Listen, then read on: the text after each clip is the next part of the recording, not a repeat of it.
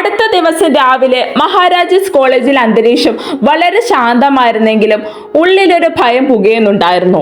പതിവിലും കൂടുതൽ പോലീസ് വണ്ടികൾ ക്യാമ്പസിന്റെ ഗ്രൗണ്ടിൽ കിടപ്പുണ്ടായിരുന്നു.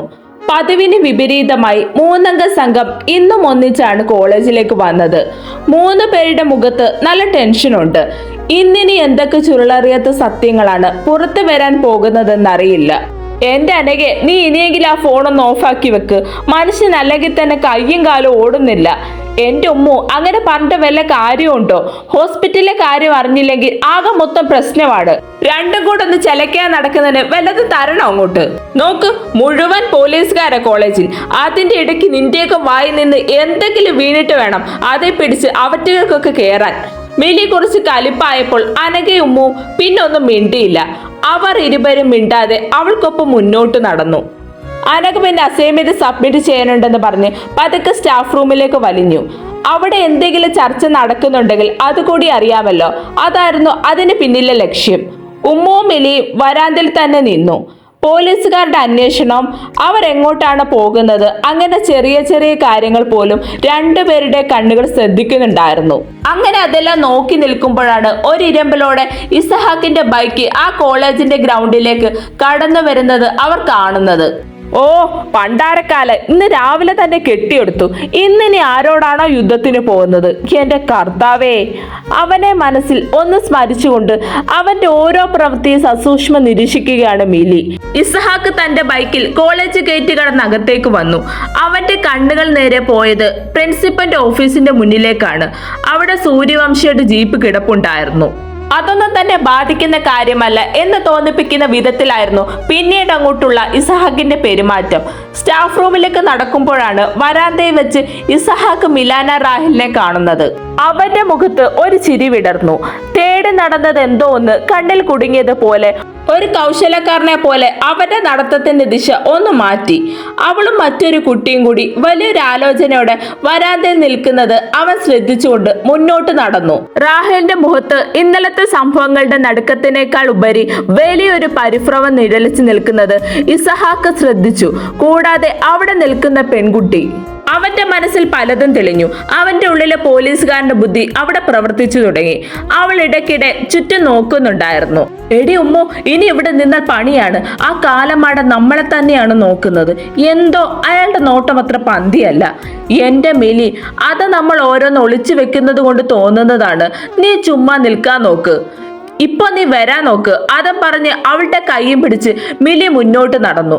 മിലി ഇസഹാക്ക് നേർക്ക് നേരെത്തിയപ്പോൾ അവൻ പെട്ടെന്ന് നടപ്പ് നിർത്തി. റാഹേൽ, ഒന്ന് നിന്നേ. അപ്രതീക്ഷിതമായി അവൻ വിളിച്ചപ്പോൾ റാഹേൽ ഞെട്ടിപ്പോയി. അതിലുപരിയായി അങ്ങനെ ഒരു പിൻവിളി കേട്ടപ്പോൾ ഉമ്മുവിന്റെ മുഖത്താണ് ഭയം കൊണ്ട് അവളുടെ കൈകൾ റാഹേലിന്റെ കയ്യിൽ പിടിച്ചു. എന്താ സാർ? അവൾ സർവ്വധൈര്യവും സംഭരിച്ചുകൊണ്ട് അവനോട് ചോദിച്ചു. അപ്പോഴും അവൾ അവന്റെ മുഖത്തേക്ക് നോക്കുന്നുണ്ടായിരുന്നില്ല. ഉള്ളിൽ എവിടേക്ക് ഒരു ഭയം അവളെ കാർന്നു തിന്നുന്നുണ്ടായിരുന്നു. അപ്പോഴേക്ക് ഉമ്മുവിന്റെ കൈവെള്ളയിൽ വിയർപ്പ് പൊടിഞ്ഞുകൊണ്ടിരുന്നു. നീ ഇന്നലെ മേത്ത താഴെ ചാടുന്നതിന് തൊട്ടു മുമ്പായി ബി ബ്ലോക്കിന്റെ പരിസരത്തുണ്ടായിരുന്നോ? ഇസഹാക്ക് നേരെ അവളുടെ കണ്ണുകളിലേക്ക് നോക്കി ചോദിച്ചു. ഉമ്മുവിന്റെ ഹൃദയം ഒന്ന് നിന്നു പോകും പോലെ സ്തംഭിച്ചുപോയി. അവളുടെ കൈകൾ അറിയാതെ ബാഗിന്റെ സ്ക്രാപ്പിൽ മുറുകി. ഇയാൾക്ക് രാവിലെ എന്താ ഭ്രാന്താണോ? മനുഷ്യനെ മെനക്കെടുത്താൻ ഓരോ ചോദ്യങ്ങളുമായി വന്നോളും. ഇന്നലെ മുഴുവൻ ആ പിള്ളേരുടെ മുന്നിൽ എന്നെ നാണം കെടുത്തിയത് ഇങ്ങേര് തന്നെയല്ലേ? അവൾ അവനെ കലിപ്പിക്കുന്നത് പോലെ ഒന്ന് നോക്കിക്കൊണ്ട് അവന് നേരെ ചീറി. സാർ തന്നെയല്ലേ ഇന്നലെ എന്നെ ക്ലാസ്സിൽ മുഴുവൻ നേരം എഴുന്നേൽപ്പിച്ച് നിർത്തി എല്ലാവരുടെ മുന്നിൽ എന്നെ നാണം കെടുത്തിയത്? എന്നിട്ട് ഞാൻ ക്ലാസ്സിൽ ഉണ്ടായിരുന്നെന്ന് ചോദിക്കുന്നതിന് എന്താ അർത്ഥം? അർത്ഥവും വ്യാപ്തവുമല്ല മനസ്സിലാക്കേണ്ട ആൾക്ക് മനസ്സിലായിട്ടുണ്ട് അല്ലേ? അവൻ അല്പം ഉച്ചത്തിൽ ചോദിച്ചു. സാർത്ത മനുഷ്യരെ കളിയാക്കാൻ ഇറങ്ങിയിരിക്കുകയാണോ രാവിലെ തന്നെ? അതിന് നിന്നോടാര് സംസാരിക്കുന്നു എന്ന് പറഞ്ഞ് അവളെ ഒന്ന് പുച്ഛിച്ചിട്ട് ഇസഹാക്ക് ഉമ്മുവിന് നേരെ തിരിഞ്ഞു. ഞാൻ ക്ലാസ്സിൽ തന്നെ ഉണ്ടായിരുന്നു സാർ. എന്നോട് കള്ളം പറയരുത്, അതും എന്നോട്. നിന്റെ മുഖത്ത് എല്ലാം എഴുതി വെച്ചിട്ടുണ്ട് ഉമ്മുക്കൊച്ചെ. അപ്പ എങ്ങനാ? എല്ലാം തുറന്നു പറയല്ലേ രണ്ടുപേരും? സാർ എന്തൊക്കെയാ പറയുന്നത്? ഞങ്ങൾക്കൊന്നും അറിയില്ല. ഇങ്ങനെ ഞങ്ങളെ മനഃപൂർവ്വം ദ്രോഹിക്കാൻ ഇറങ്ങിക്കഴിഞ്ഞാൽ ഇവിടെ പോലീസും കോടതിയും എല്ലാം ഉണ്ട്. ഞങ്ങൾ നേരിട്ട് പോയി കംപ്ലൈന്റ് ചെയ്യും. ആഹാ, അങ്ങനെയാണെങ്കിൽ പോലീസ് ഇവിടെ തന്നെ ഉണ്ടല്ലോ. ഞാൻ തന്നെ വിളിക്കാം. എന്നിട്ടെല്ലാം അങ്ങ് വിളിച്ചു പറയാം അല്ലേ? ഉമ്മുവിനെ മാത്രം നോക്കിക്കൊണ്ടായിരുന്നു ഇസഹാക്കിന്റെ ആ വാക്കുകളെല്ലാം. അത് കേൾക്കുന്നതിനനുസരിച്ച് അവളുടെ വിരലുകൾ മിലിയുടെ കൈകൾ മുറുകിക്കൊണ്ടിരുന്നു. ഞങ്ങൾക്കൊന്നും അറിയില്ല സാർ, എന്താ ഈ പറയുന്നതൊക്കെ? റാഹേൽ വീണ്ടും ധൈര്യം സംഭരിച്ചുകൊണ്ട് എങ്ങനെയൊക്കെ പറഞ്ഞൊപ്പിച്ചു. മോളെ റാഹേലെ, നിന്റെ ഇന്നലത്തെ ചോരത്തിളപ്പൊന്നും ഇന്നത്തെ വർത്തമാനത്തിൽ കാണുന്നില്ലല്ലോ.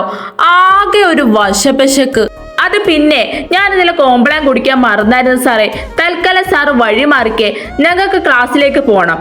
പോകുന്നത് പോകാത്തതുമെല്ലാം നിങ്ങളുടെ ഇഷ്ടം. ഇന്നലെ പോലീസ് ബി ബ്ലോക്കിൽ പരിശോധന നടത്തുമ്പോൾ നീ അവിടെ വന്ന് മാറി നിൽക്കുന്നത് ഞാൻ കണ്ടതാണ്. നീയൊക്കെ എന്തോ മറയ്ക്കാൻ ശ്രമിക്കുന്നുണ്ട്. പിന്നെ മോളെ റാഹേലെ, ഇന്നലെ നിന്നെ കയ്യും കളവായിട്ട് ഞാൻ തന്നെ പൊക്കിയതാണ്. അതും പ്രിൻസിയുടെ റൂമിന് മുന്നിൽ നിന്ന് തന്നെ. ഇസഹാക്കിന്റെ ശബ്ദത്തിലെ ആ മൂർച്ച രണ്ടുപേരുടെ നെഞ്ചിടിപ്പ് ഒന്ന് കൂടി. അവൻ ഇതെല്ലാം കുറച്ചുകൂടി ശബ്ദത്തിൽ പറഞ്ഞാൽ പെട്ടെന്ന് തന്നെ ബോധം വന്ന പോലെ ഉമ്മു അവന്റെ കാലിലേക്ക് വീണു. ഞങ്ങളെ സഹായിക്കണം സാറേ, ഞങ്ങൾക്ക് പറയാൻ വേറെ ആരുമില്ല സാറ്, ഞങ്ങളെ സഹായിക്കണം. റാഹേൽ ചുറ്റിനും ഒന്ന് നോക്കി, ആരെങ്കിലും തങ്ങളുടെ സംസാരം ശ്രദ്ധിക്കുന്നുണ്ടോ എന്ന ഭയത്തോടെ. ഈ കരച്ചിലും പിരിച്ചിലും ഒക്കെ നിർത്തി കാര്യം എന്താണെന്ന് വെച്ചാ പറയാൻ നോക്ക്.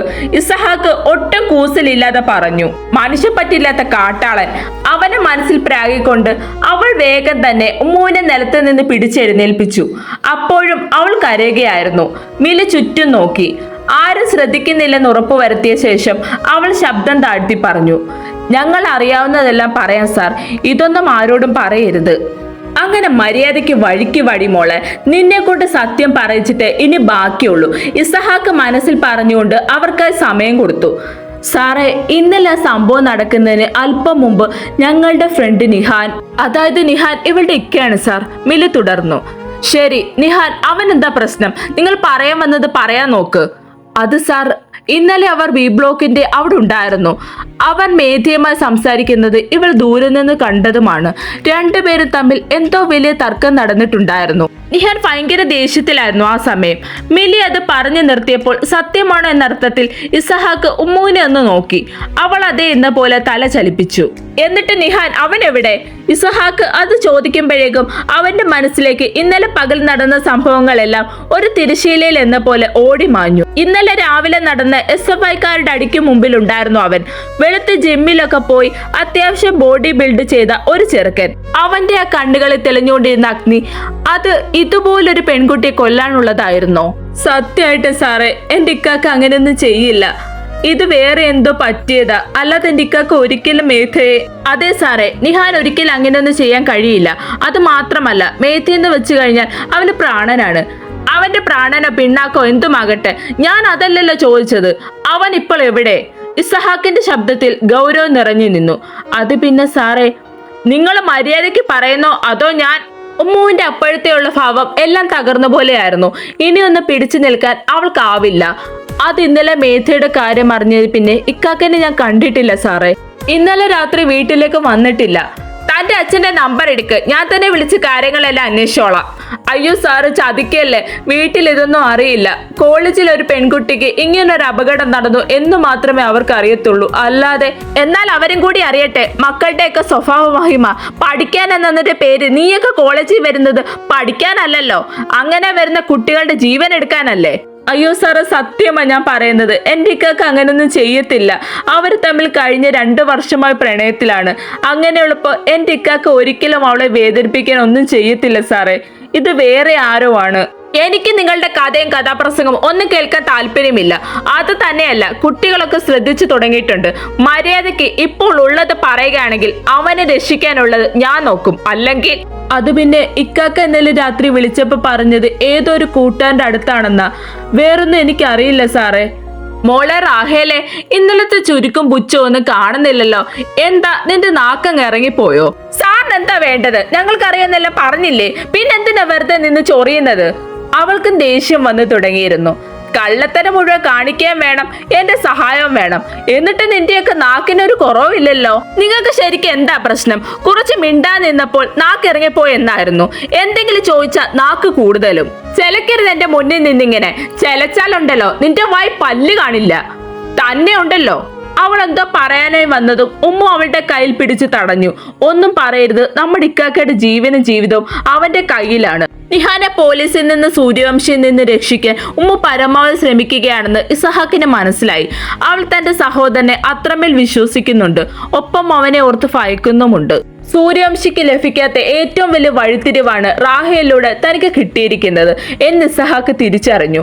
നിഹാർ സൂര്യവംശി പൊക്കുന്നതിന് മുമ്പ് തന്നെ തനിക്ക് കണ്ടെത്തണം. എങ്കിൽ മാത്രമേ മേത്തയുടെ കാര്യത്തിൽ യഥാർത്ഥത്തിൽ എന്താണ് സംഭവിച്ചതെന്ന് അറിയാൻ കഴിയൂ.